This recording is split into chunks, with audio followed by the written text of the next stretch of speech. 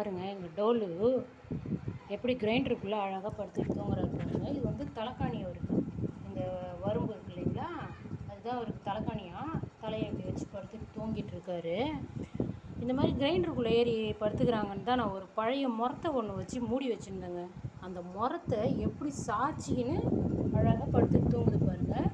இவருக்கு வேறு ஃபேன் வேறு ஒன்று பார்த்தீங்களா, இவ்வளோ ஃபேன் காற்று வாங்கிக்கின்னு இவ்வளோ அழகாக படுத்துட்டு இருக்காரு பாருங்கள் எங்கள் பட்டுப்பிள்ளை. அம்மு அப்புக்குட்டி, தூக்கம் வருது அவனுக்கு. நல்லா காற்று உசுன்னு அடிக்குது மூஞ்சில். பற்றியா முடியெல்லாம் எவ்வளோ அழகாக ஆடுது பாருங்கள் பிள்ளைக்கு. வெயில் அதுதான் என்ன பண்ணுங்க பாவம். அவங்களுக்கு தான் எங்கே போவாங்க, அவங்க தான் எங்கே போவாங்க சொல்லுங்கள். நம்மளை நம்பி வந்த பிள்ளைங்க எங்கேயா படுத்துருக்கட்டும்னு விட்டுட்டாங்க. பாருங்கள் இவ்வளோ அழகாக படுத்துட்டு தூங்குறாரு பாருங்கள். இது வந்து தலைக்காணி அவருக்கு. இது வந்து பெட்டு. இந்த பட்டு பிள்ளைக்கு பெட்டு போட்டு வச்சுருக்குறாங்க.